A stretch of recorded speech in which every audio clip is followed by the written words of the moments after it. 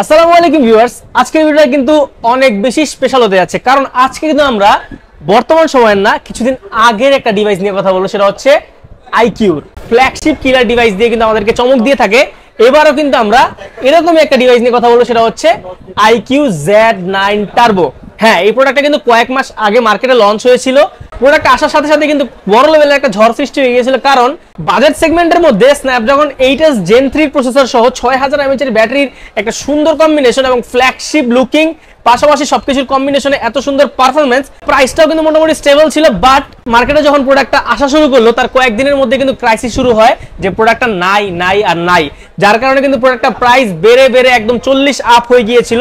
তো আজকে iQOO Z9 টার্বোতে special একটা প্রাইস থাকবে। এই ফোনটার ফুল আনবক্সিং করবো, খুঁটিনাটি সবকিছুই দেখবো। তো অবশ্যই তারা মানে একটু ভিডিওটা ফুল দেখবেন।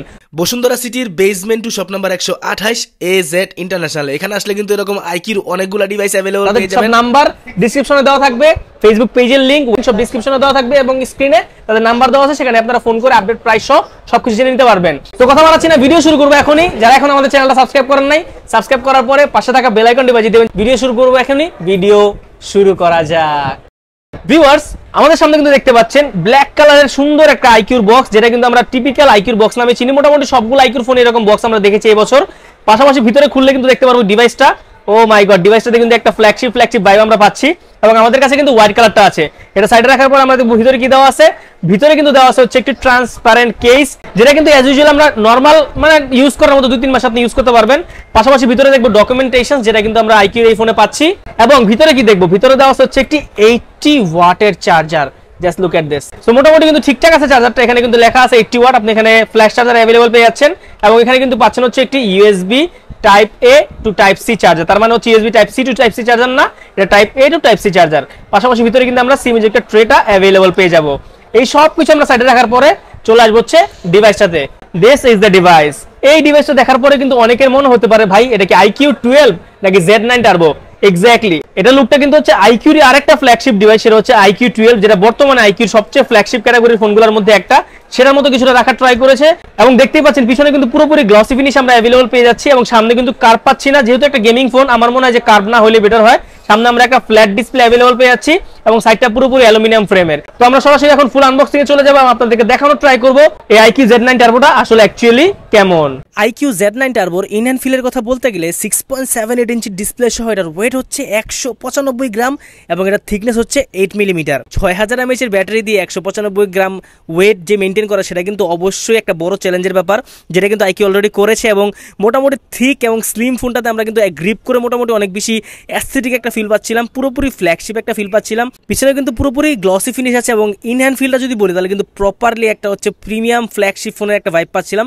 তো ওভারঅল যদি আমরা ফার্স্ট লুকটা বলি তাহলে কিন্তু আমার কাছে মোটামুটি ভালোই লেগেছে। বাটন এবং পোর্টসের কথা বলতে গেলে সবার আগে কিন্তু আমরা মাঝখানে পেয়ে যাবো হচ্ছে USB টাইপ C পোর্টটা। পাশাপাশি রাইট সাইডে কিন্তু পেয়ে যাবো আমরা হচ্ছে নয়েজ ক্যান্সেলেশন মাইক্রোফোন এবং রাইট সাইডে আরেকটা পেয়ে যাবো হচ্ছে সিম ইজেক্টর ট্রে, যেখানে কিন্তু আমরা ডুয়াল ন্যানো সিম কার্ড ইউজ করতে পারবো। এবং লেফট সাইডে কিন্তু আমরা ডুয়াল স্পিকারের যে মেইন স্পিকার সেটা কিন্তু अवेलेबल পেয়ে যাবো। আবার যদি রাইট সাইডে চলে আসে তাহলে দেখতে পারবো রাইট সাইডে কিন্তু ব্যবহার করা আছে আপনার পাওয়ার অন অফ বাটন আর ভলিউম আপ ডাউন বাটন। যেহেতু এখানে আমরা হচ্ছে সাইড মাউন্টের ফিঙ্গারপ্রিন্ট পাচ্ছি না, তার মানে আমরা এখানে ইন ডিসপ্লে ফিঙ্গারপ্রিন্ট अवेलेबल পেয়ে যাচ্ছি। ইন ডিসপ্লে ফিঙ্গারপ্রিন্টের পজিশন, অ্যাকুরেসি, টাচ সেন্সিটিভিটি সেগুলো কিন্তু আমার কাছে যথেষ্ট অ্যাকুরেট মনে হয়েছে। পানির ছিটা ওটা ডাস্ট এবং প্লাস প্রুফ রাখার জন্য এই ফোনটাতে কিন্তু IP64 এর রেটিং ব্যবহার করা আছে, যার কারণে কিন্তু আপনি পানি হালকা পাতলা পড়লেও ফোনের উপরে কিছু তো হবেই না, ফিঙ্গারপ্রিন্টও ঠিকঠাকভাবে কাজ করবে। ওভারঅল ফিঙ্গারপ্রিন্টের পজিশন, অ্যাকুরেসি ঠিকঠাকই ছিল। এবং যদি আমরা লেফট সাইডে চলে আসি তাহলে দেখতে পারবো কোনো রকম পোর্টস বাটন কিন্তু লেফট সাইডে নাই।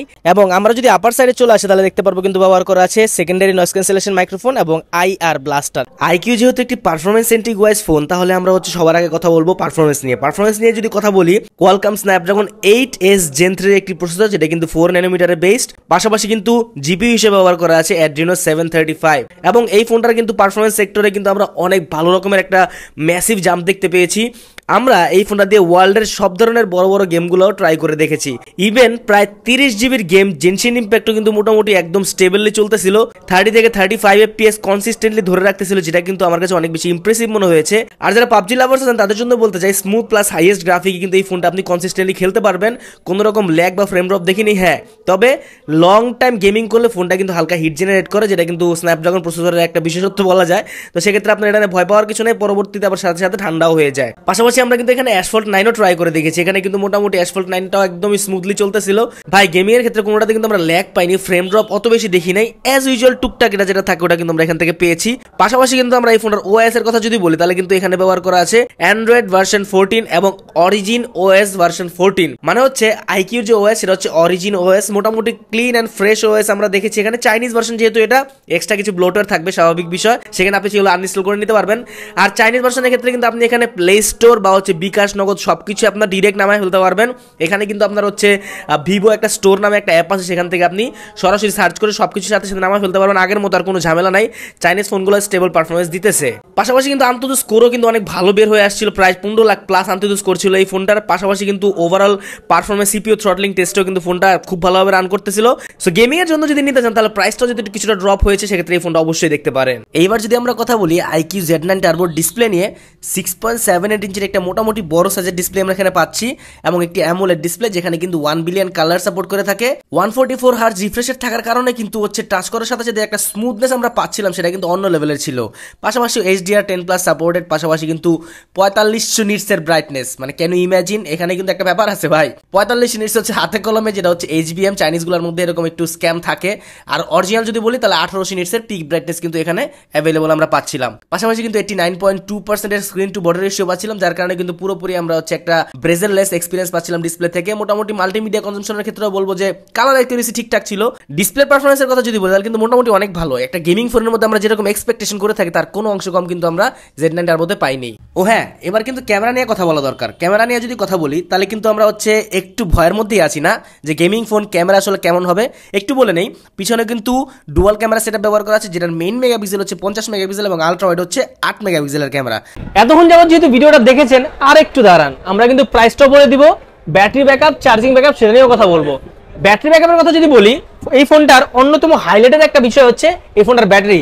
6000 mAh এর ফোনটাতে ব্যাটারি ব্যবহার করা আছে, পাশাপাশি কিন্তু 80 ওয়াটের চার্জার ব্যবহার করা আছে। 6000 mAh ব্যাটারি এবং 80 ওয়াটের চার্জারের যে কম্বিনেশন সেটা কিন্তু আমার কাছে মোটামুটি ভালোই লেগেছে। কারণ হচ্ছে ফোনটা চার্জ দেওয়ার সময় কিন্তু অনেক বেশি ওভারহিট হচ্ছিল না, যে বিষয়টা কিন্তু আমার কাছে ভালো লেগেছে।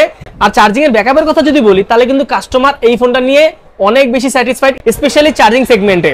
চার্জারের কথা যদি বলি, এখানে কিন্তু আপনার 80 ওয়াটের চার্জার ব্যবহার করা আছে, যেটা দিয়ে আপনি অলমোস্ট 40 মিনিটের মধ্যে 0 থেকে 100% চার্জ করে নিতে পারবেন। চার্জিং স্পিড নিয়ে আসলে ওইভাবে প্যারা খাইতে হবে না। এবং এই ফোনটা থেকে আপনি রিভার্স চার্জিং সাপোর্ট অ্যাভেলেবল পেয়ে যাচ্ছেন, তা হচ্ছে 7.5 ওয়াট। তো মোটামুটি চার্জিং স্পিড, চার্জার সবকিছু মিলে কিন্তু এই ফোনটা টপ নচ পারফরমেন্স করতেছে। এইবার চলে আসা যাক এই ফোনটার আপডেট প্রাইসে। আগে প্রাইসটা কত ছিল, বাড়তে বাড়তে কিন্তু 39, 40, 41 হয়ে গিয়েছিল এই প্রোডাক্টটার প্রাইস।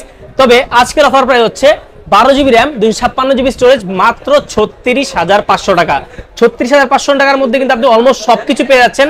ফুল প্যাকেজের এই ফোনটা নিতে হলে কি করতে হবে, বসুন্ধরা সিটির basement 2 shop number 128 AZ international আসতে হবে। তো মোটামুটি এই ছিল আজকের ভিডিও। অবশ্যই যদি ভিডিওটা ভালো লাগে আমাদের চ্যানেলটা সাবস্ক্রাইব করবেন, রেগুলার আপনি হচ্ছে এরকম ভিডিও ইনশাআল্লাহ দেখতে পারবেন। সো অবশ্যই লাইক দিয়ে রাখবেন। তো মোটামুটি এই ছিল ভিডিও, আমরা এখান থেকে আজকে বিদায় নিব, কথা বাড়াবো না। দেখা হবে পরবর্তী কোনো ভিডিওতে। সেই পর্যন্ত ভালো থাকবেন, সুস্থ থাকবেন, নিজের খেয়াল রাখবেন। আল্লাহ হাফেজ।